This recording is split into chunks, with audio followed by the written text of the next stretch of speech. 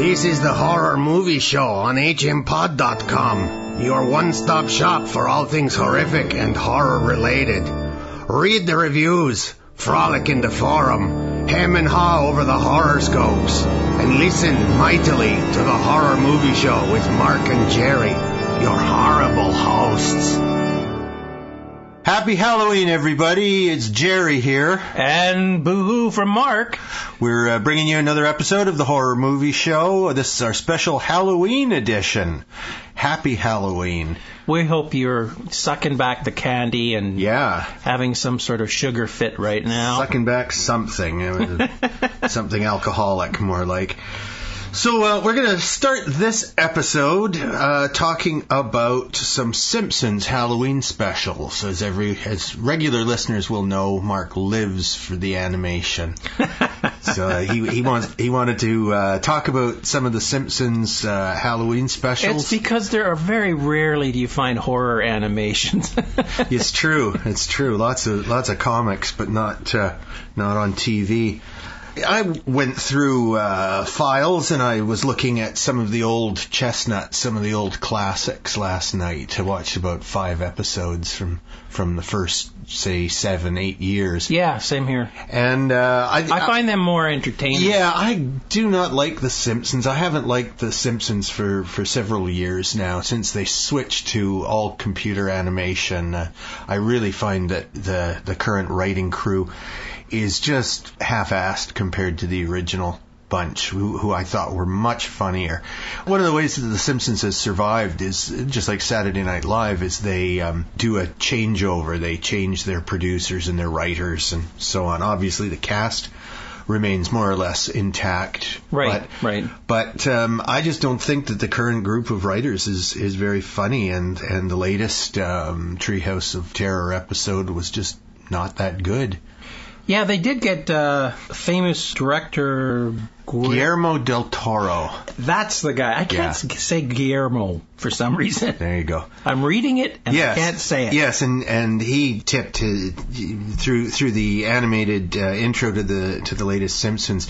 Guillermo managed to put in mentions of hundreds, I think, horror franchises. And a lot of them had stuff that he had something to do with, such as, Pan's Labyrinth. Yeah, Pan's Labyrinth. There's lots of that. Mr. Burns with the... I saw Hellboy in there at some point. Yeah, that's another Del Toro movie. And did he have anything to do with Blade? Because Blade showed up a couple times. I think he directed maybe the first Blade. I'm not positive, but yeah, he did do one of the Blade movies. Plus, he had people in it like Alfred Hitchcock was in there, and you saw sort of Stephen King. I saw Stephen King in there. That's right. Yeah. So there was all sorts of different things. Yeah, nice little touches. Bart at the beginning of the latest episode, he's writing all work and no play makes Bart a dull boy. Yeah, and Stephen King is in the classroom also writing lines. That's where he comes from.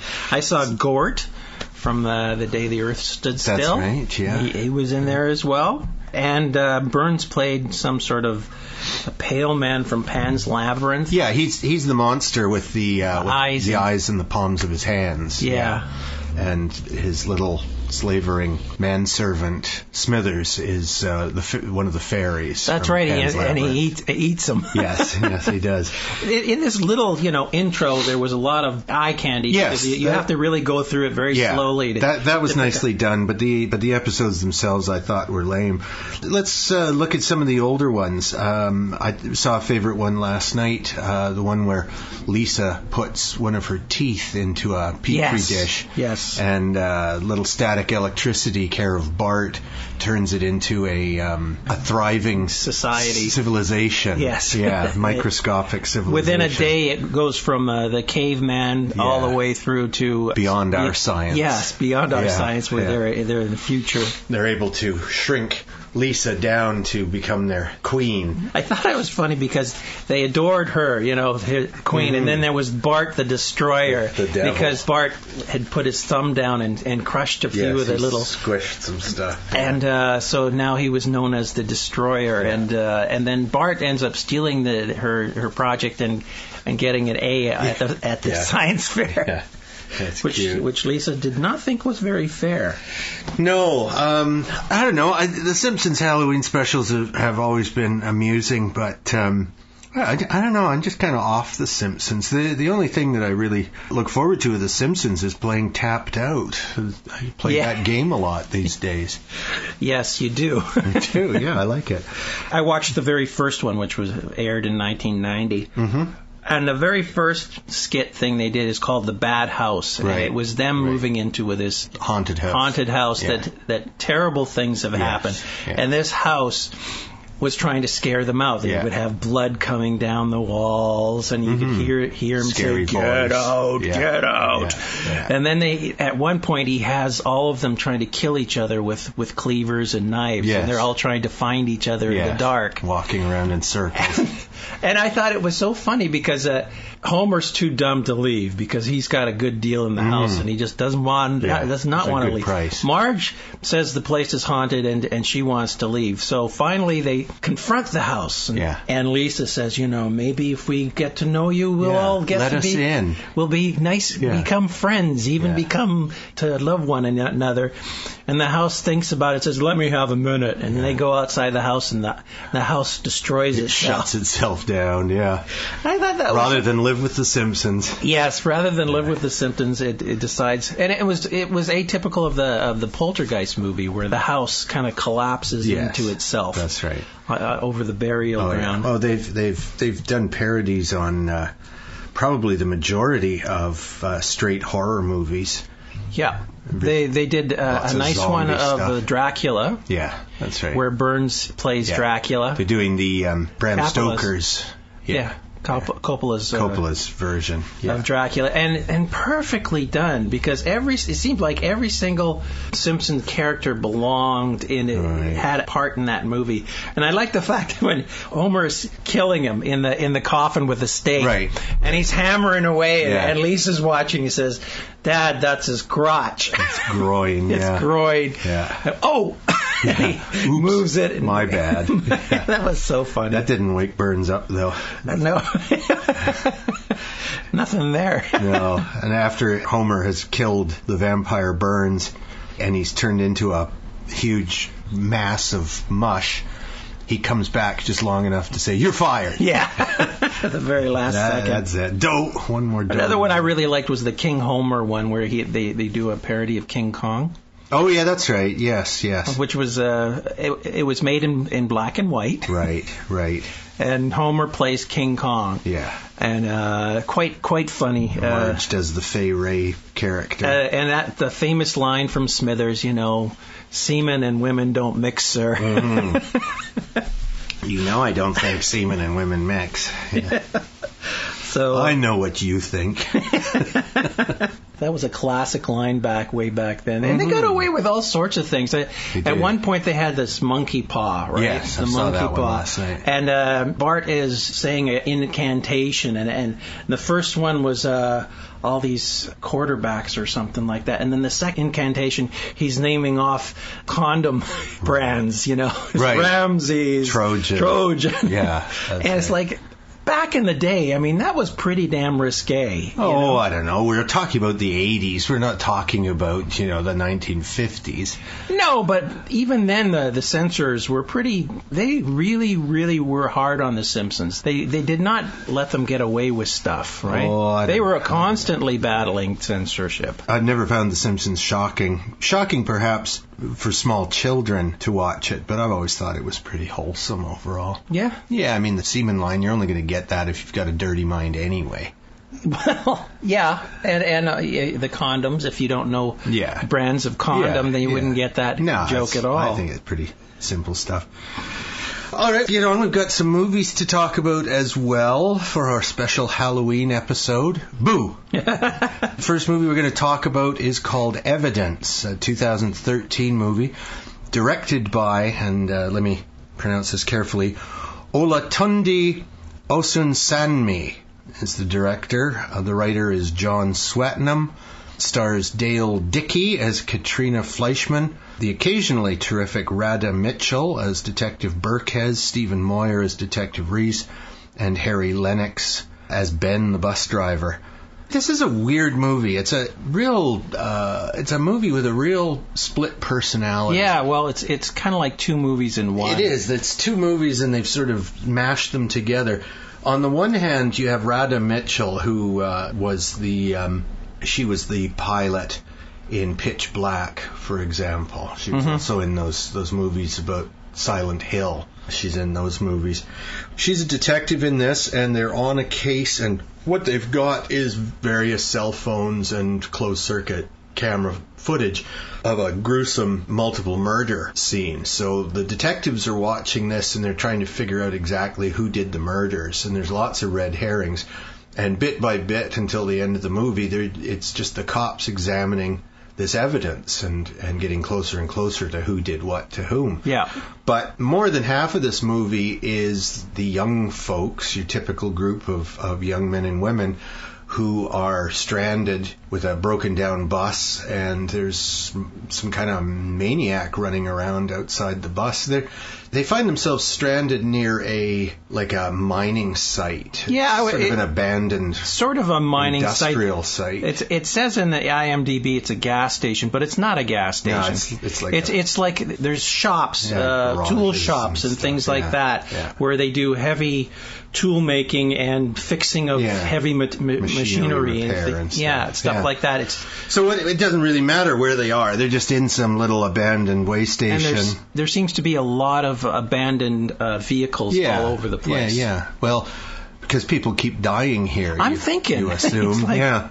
You would think that this is like a trap of some sort. But you got Radha Mitchell and the other cops in a high-tech room, and their footage is all pretty standard. But the kids are all shot with shaky steady cams and shoulder cams and stuff. And right, so the film that they're examining is really crappy. Yeah, it's these two girls decide that they're going to make a movie. They have a really nice handheld camera, but they also brought a bunch of cheap cameras and people with phones and with cameras, cell phones and things. And old, not nice cell phones, flip phones, old flip phones.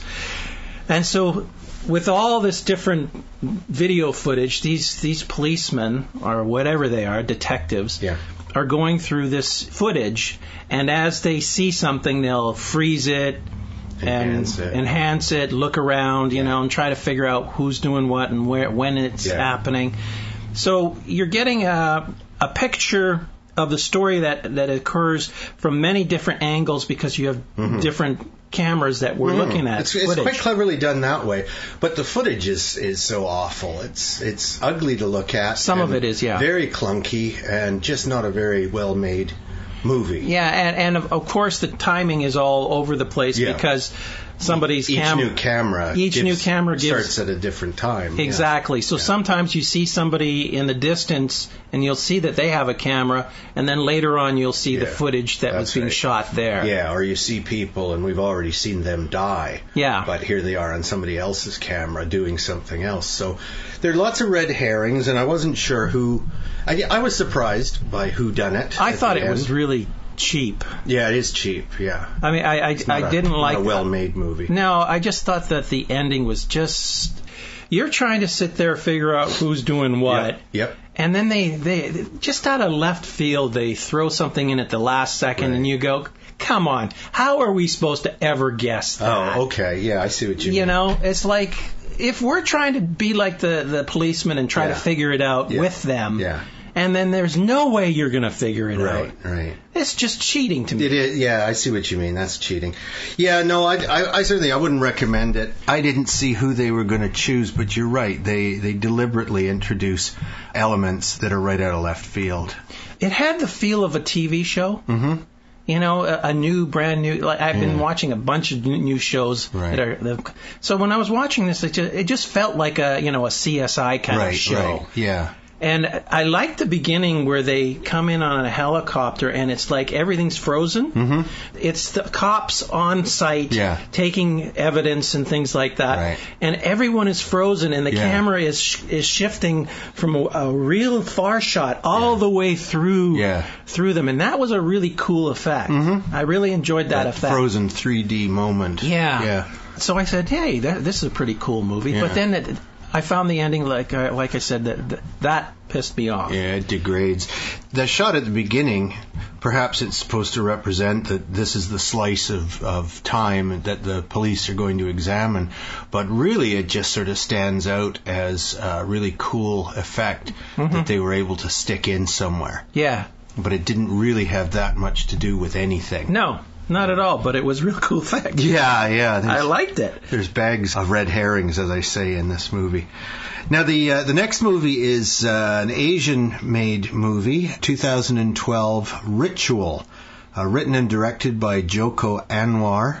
It stars Rio Dewanto as John Evans. Funny name. For an Oriental. For an Asian man who doesn't speak English. Hannah Al-Rashid plays the woman. Izzy Isman plays the girl. And Arid Tritama plays the boy.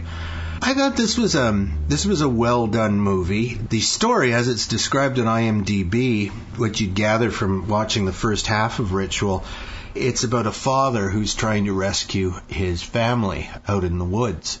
But it's a lot more than that going on. Yeah, I mean, it starts off really beautifully in the jungle kind of thing. They're out in the wilderness, and that you see all these little insects in it.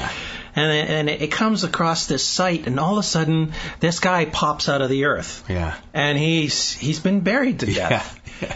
Buried alive, should I say. Yeah. He doesn't know who he is. Yeah. He's got amnesia. How convenient. Yes, it's a great storytelling device. And so he's looking around trying to figure out who he is, why he's there, what's going on. Yeah. And so he starts wandering around, and he comes across a house. Right. The house has been obviously abandoned, but you can tell somebody was recently there. Yeah. He finds a small video camera. And he sees pictures of these kids and this woman. That's right. And he assumes that they are his. Yeah. Because he can't remember them, but they look like they could be his family. Yeah. He finds his wife there on the floor, and she's all cut up. She's dead. So he's looking for the kids in the video. Plus he thinks there's a maniac running around. And so a lot of this movie was running around in the dark with this giant lantern flashlight kind of thing. Yeah, and a machete. And this was shot in Indonesia, so the driver's seat in the cars that he has are on the wrong side. Right. And they're all speaking English. Yeah. This is not dubbed in. Yeah. They're all speaking English. And this lantern, and he is frightened, and there's somebody out there that's chasing him, yet he will not turn that lantern off. No. He will not. And I'm going, it was really frustrating, some of the things that he did. Right. Just did not make any sense whatsoever, because a rational person would want to hide instead of yelling and screaming. Wait for daylight, Yeah, or wait for daylight, do something, but no. But of course, there's good reason why he does this, and I really don't want to give it away, but the ritual aspect is very interesting. That the killer sort of winds himself up to commit these heinous acts, and he does it in a certain order. There has to be a certain logic and progression to his actions, and that's what this movie is dealing with, is the ritual of mass murder. Things just don't make sense until the very end, and then even then, if you really wanted to pick it apart, you could pick apart. You could pick this movie apart and say, this is dumb, this is dumb, this is dumb. Yeah. And there are certain things that happen with these kids who are also in the forest. Yes. Yeah. That, just don't make any sense. I thought the kids were good, though. I thought they No, but did a good the job. way what happens to them in the forest, Right. I'm shaking my head going, why are they doing that? Why did they do it that way? And then at the end you find out why. Yeah. And then you go, okay, now it makes sense, but it sure as heck didn't make sense while I was watching it. It kind of made me mad because I'm going, this is silly. They wouldn't do that in real life. Well, it made more sense to me. I wasn't annoyed by it at all. It's a real low budget movie. Again, shot with steady cams out in the jungle, or if steady cams. A lot of handheld, and I thought it looked pretty good. I thought it was an interesting horror movie. Did you understand? Coming out of Indonesia? Yeah, which are really weird. Odd. Did you understand the whole part part when he ran into that other abandoned place and then he hid in the chest and somebody came in and tried to burn down the place. Who did that? I think that's in his head.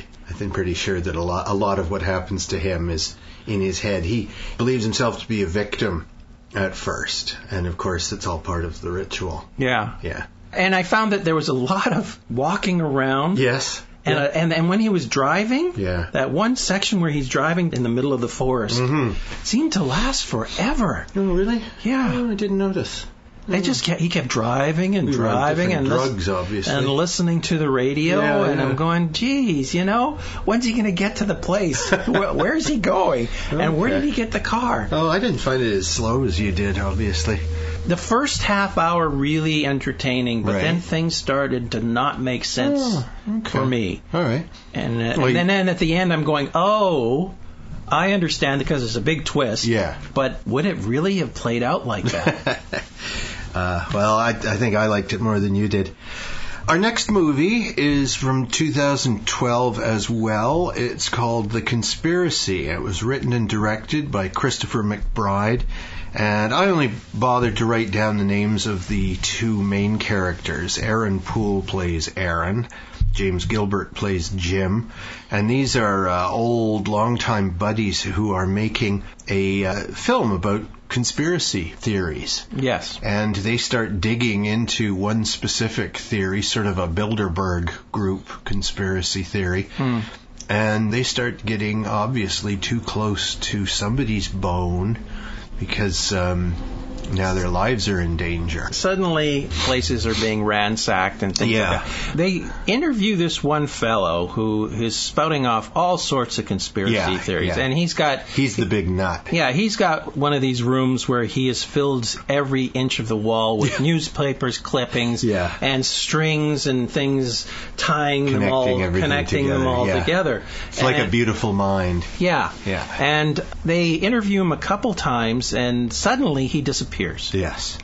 And one of the document makers, and I don't know which one, Jim or Aaron was the one who was more keen. Jim was the family man who wanted to. So Aaron becomes obsessed with this guy, and he wants to know what happened to him and why. And he takes some of the clippings. All the clippings from off the conspiracy nuts wall. Well, actually, they're on the floor at this point. But he brings them home and he connects them all again. And now he understands what this guy was going on about. He puts it on a timeline. Yeah. And he suddenly sees this one... He sees the big picture. Well, it could be the big picture or it could be just something that he made up. Yeah.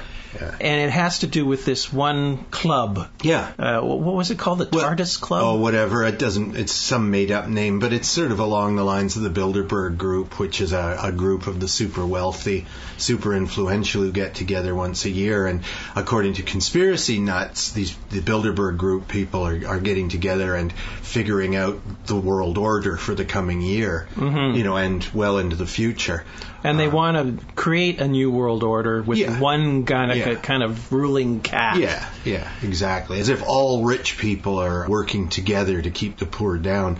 They are. Yeah. But not in an actual conspiracy, just by being... what they are. Yeah. Yeah, it's Republicans. But they still hate each other. Oh, yeah, and a lot of Democrats in there, too. Yeah. What did you think of it overall? I quite liked it. What happens is that they sneak themselves into this secret initiation gathering. That's right. And they've got these pinhole... little cameras, cameras in their ties. Yeah. And so the whole... last third of the movie is this really shoddy film, and again, handheld kind of thing. More shot on video. And of course, both of them have two different cameras, so you see point of view of one of them, and then the point of view of another, and they're both in different places. They're not, so they're doing different things. And I kind of guessed what was going to happen. Yeah. I didn't know what was going to happen at the very end. Right. Whether everything was going to go to hell in a handbasket. Yeah. As one hopes. Yeah. But I thought it was interesting. I wasn't too surprised. Right. I mean, I think there have been movies like this before. Yeah. Well, you know what I watched the other night, which has a wonderful secret society, is Eyes Wide Shut. Right. Stanley Kubrick's last movie. Tom Cruise playing a middle-aged man, respected but not rich doctor. Lives in New York with his beautiful wife, Nicole Kidman, and their lovely little daughter. But he's getting itchy. She has told him about a sexual fantasy that she had. And it really, really preys on Tom's mind to the point where he goes out and he starts cruising. He's looking for his own fantasy to come true. And he's dealing with prostitutes, and he's dealing with all kinds of things. And he gets word from an old college buddy of his that there's a secret party. And he worms the information out of his piano-playing buddy and shows up by taxi cab with rented costume, mask, and cape and all. And it's a giant sex orgy for the super, super powerful. Mm-hmm. And it's beautifully done because they've got like this really freaky old classical wailing music, and it's very, very odd, the ceremony. I found that movie very odd. It's a disturbing bunch of images. Yeah, a lot of people didn't know what to make of that movie. Yeah, I like that. Yeah, that's good. Yeah. I'm glad Kubrick actually did finish it, that it wasn't like, 2 weeks away from being finished. He had just finished it, and he was dead within a week. Yeah. So it was his final version. So maybe the super rich got to him. Mm-hmm. Said, this is hitting too close to home. Right. Yeah. All we like to do is get together and pork models. But there are parties like that, I'm sure there are. Yeah. I don't get invited. And you're not invited to mine, yeah. I'm not invited. No, you're not. So the conspiracy, it's definitely, it's sort of keying off that sort of thing. But the party that Aaron and Jim go to is really little more than just a cocktail party populated by it's like a fraternity. Yeah, very much. It's like Skull and Bones. It's also, the famous Yale thing that George Bush and his father, George Sr., came out of. That was his Skull and Bones. So that's another secret society widely believed to have a lot of secret power. Yeah. I don't believe in these things. Like I say, the only conspiracy that the rich have is to maintain their wealth, and they'll do anything they have to do that. But they're not all getting together and saying, all right, next year we're going to carve up Detroit. It's not that specific. Not to that extent, but I do believe there's a whole bunch of different groups that do set prices on things so that they can maximize profits and things like that, with people in control. Yeah, but those organizations that do things like set prices, those are all somewhat transparent. You can find that information out if you search for it. You watch The Daily Show, and they say some outrageous things that is legal for people to do. I mean, it's like they're setting the price on something that they have complete control over, and they can make money off of. Yeah. So they know if the gold is going to go up or down, and they line their pockets because they set the prices and stuff like that. I don't know about gold in specific, but I know there are to an extent there's that. But I think insider information, I just don't think that it's worth worrying about that a bunch of rich guys are going to get together and screw the rest of the world, because there's competition among them too. Yes. They all want to be top of the heap. Which makes no sense. But when you're super rich, you've got all kinds of tax breaks and lawyers and stuff on your team. So, you're going to do all right. It's funny because the super rich, seems to me they're playing this game with money, and it's like, who can accumulate the most at the cost of everyone else? And it's like, what kind of game is that? It isn't just that you succeed, but that everybody else fails. Exactly. Yeah. And I'm going, they should just take all of these super rich guys together and set them on an island and say, okay, here, you can have this many rocks, you can have that many rocks. Go screw each other for your rocks, and just leave the rest of the world alone. Yeah, but no, those guys would hire somebody to go to the island in their place, and meanwhile, they're off to the Bahamas to suntan and whatever. I mean, it seems like the mentality of these people are off kilter. Yeah. It's like Jack Nicholson says to John Huston's character in Chinatown, how much better can you eat? Exactly. What do you want that you can't already buy? What's the point of the accumulation of all this wealth? And as John Huston says, it doesn't have anything to do with the wealth specifically. It has to do with the power. Yeah. It has to do with making policy and stuff like that. So let them have their own little republic. They can make all the policy they do. want. They have the United States. They have the European Union. That's the thing. They take them out of the real world. Well, you can't, but Take Mark, them out of the real world. That's what they control. They control the police. They control the armies.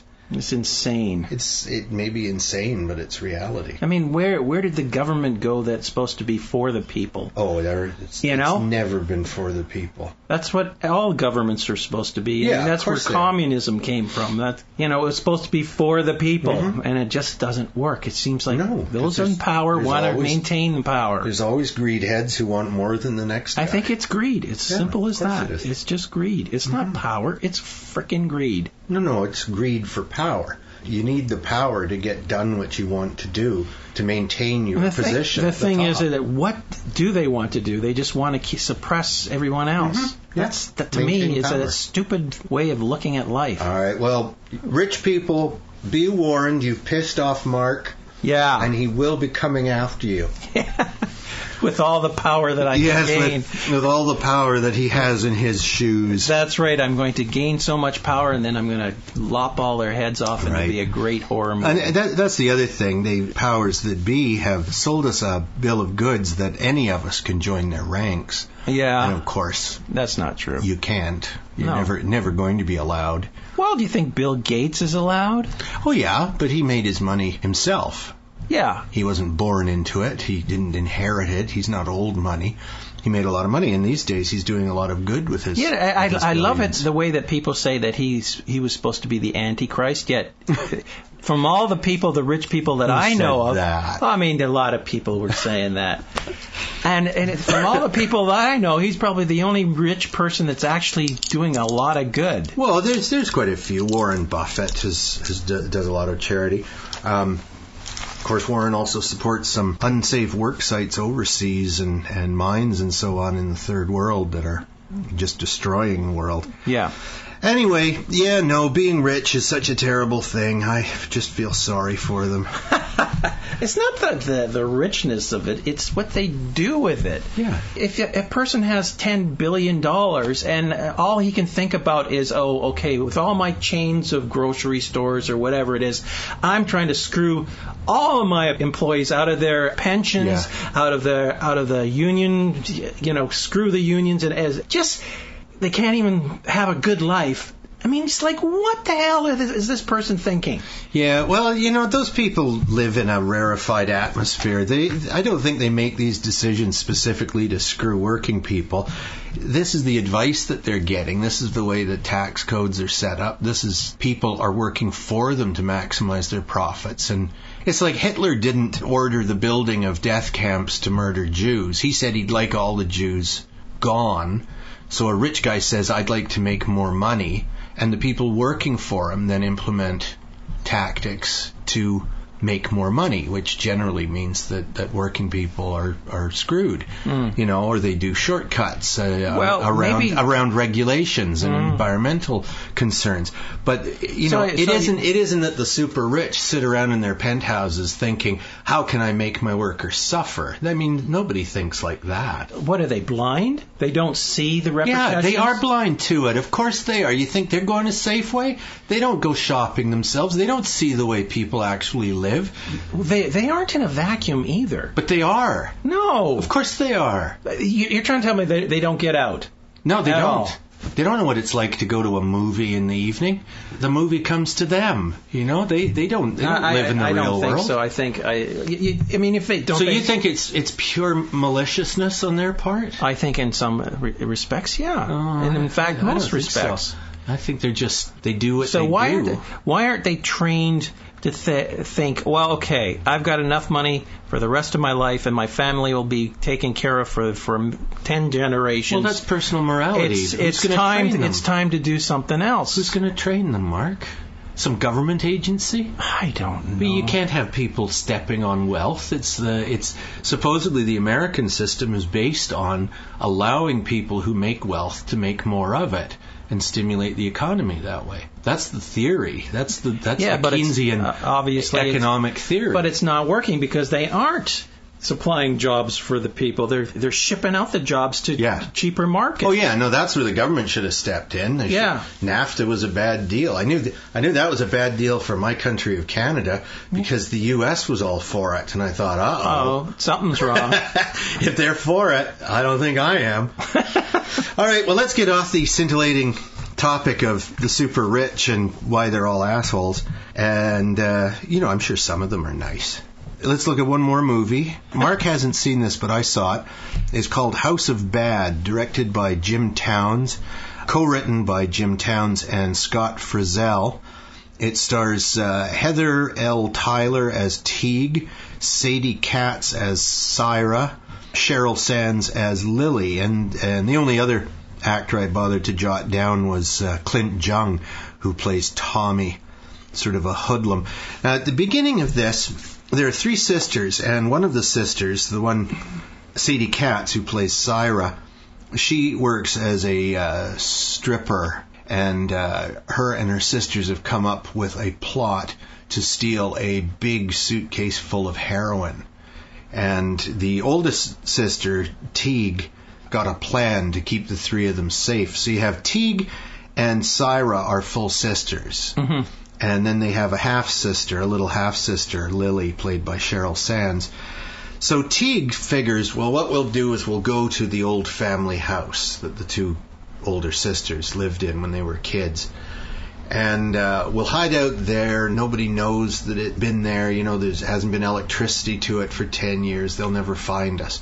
Because they're just hiding out from the bad guys for a couple of weeks. That's Teague's plan, that they'll just hide in this house. So the bad guys know who... The bad guys know that their heroin has been stolen, but they don't know where the three women are. Okay. Right?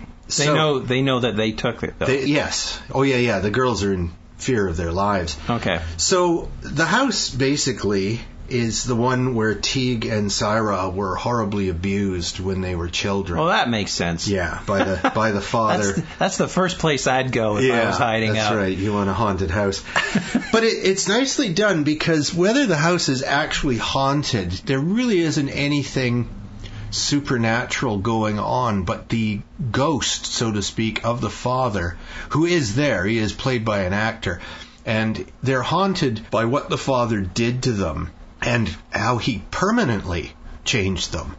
So that by halfway through the movie, you realize that Teague, the oldest sister, is actually like channeling the father. She learned her lessons of cruelty from him so well that now she is the father in their relationship. Okay, so in effect, when you see the father, it could be their imagination that you're not sure. If it's just the presence of him in their lives. So in other words, and they're taking on some of his traits. The oldest sister does, and then the middle sister is taking on traits of the mother, who was always a victim, and the youngest daughter, the half sister to the other two, she seems to have a death wish because one of the two younger sisters is sending text messages to these gangsters saying, sorry about that, and giving away their location and stuff like that. So are they on drugs while they're in the house? The youngest sister is trying to kick smack, and of course, what have they got in the house but a big suitcase? Yeah, exactly. Full That's what I'm thinking. Yeah, and Syra as well might be somewhat interested in the drugs. So, yeah, that's a subplot, and of course, that's sort of haunting. So what is their mission with this drugs? I mean, where are they going to get rid of it? Where are they going to sell it? Teague has a contact that she can sell the heroin to, but the middle sister decides that this is all very dirty business, and she takes the heroin away to destroy it. Oh, that's going to get them out of this predicament. And make everything absolutely pointless that they're going through. Oh, God. So I was very, very pleasantly surprised by this movie. I thought, no-name cast, but nicely done. The three women. Wasn't this recommended to you by somebody? That I was visiting one of the horror Facebook pages, and Jim Towns, the director, was a member of that group. And no, that's right. That's right. They sent us an email and said, yeah, you guys want to watch our movie. That's right. I'm getting it mixed up with with The Hills Run Red, which we'll be talking about in our next show. Oh, okay. That was recommended to me. Yeah, House of Bad, very small production house made this movie. It, obviously, real low budget, but very, very well done. Oh. I quite enjoyed it, and I like the fact that it's a thriller that verges on being supernatural horror, but you could easily say that, no, there isn't anything supernatural. Yeah, you could justify it. Yeah, which is nicely done. I like that kind of a movie where you don't know what's real and what isn't. No, it walks a fine line. Yeah, as long as it all makes sort of sense. Yeah, it does. It's very well done, I thought. Well, that's about it. Maybe Mark will catch up and see that, and we'll talk about it some more. But let's just look at the movies we talked about. So House of Bad, I'm the only one who saw it, but I would recommend it. The Conspiracy. Well, is that actually released on DVD or House of Bad? Yeah. I'm not sure. I'm not sure at this point whether it's out on DVD or... I think it is. Because we downloaded that from their site. Yes, that's right. As a Vimeo. preview. Yeah. Hard to say if you can... If it isn't available, it'll be available soon. Okay. Yeah. The Conspiracy. I would recommend it. I didn't think it was great, but I enjoyed it. Nah, I've seen movies like this before, and it was really nothing new in there. Okay. All right, Mark's not recommending The Conspiracy. What about Ritual? It was an interesting movie. Yeah, I liked it, but at the same time I was mad at it because of you thought too many mistakes were being made? Yeah, not necessarily mistakes, but the way they unfolded the story kind of didn't make sense until you knew the whole story. Right. But it wasn't like a mystery not making sense. It was like it was a frustrating thing saying, why'd they do that? Okay. Why'd they do it that way? It's like, this does not make sense. This got on Mark's wick. It didn't bother me too much. It was nonsensical in how it unfolded. Okay, and the last movie we talked about was Evidence. And that to me is like a TV movie. Yeah, it was very light. And like I said, I mean, I enjoyed it up to the point where at the very end, and I'm going, this is just silly. This is it's cheating. I mean, it's because there's no way I could have figured out who the person was because they're not playing by rules. Well, the best movie I saw this week was House of Bad. The other three, Evidence, Ritual, and The Conspiracy, I would give a nominal recommendation to. I guess I liked all four of them better than Mark. All of them are quite watchable. It's just that there were a few things that bugged me about them. Okay. Well, we're going to call it quits for this week. So you guys have a happy and a safe Halloween, and give the kids lots of treats. Don't just give them an apple, for Pete's sake. Don't give them there's money inside. Yeah. No, you shouldn't put metal inside any piece of fruit. Not on Halloween. I don't think... Save that for Christmas. I think people really don't eat the apples. They throw them out because they don't trust them. No, you cut them up. Yeah, but what if they inject them with something? Oh, there you go. Well, why not? You just can't trust that. That's how I like to spend my Saturday nights at the supermarket. Yeah, injecting just things. Injecting bleach into different things, Oh. All right, well, we're going to be going now, and we'll be back next week with reviews of, what's his name, Simon Pegg's new movie, The World's End. Mm-hmm. If you liked Hot Fuzz and Shaun of the Dead, you'll probably like this one. We'll give you the lowdown. The lowdown next week. Happy Halloween, and so long from Jerry. And give yourself a good scare.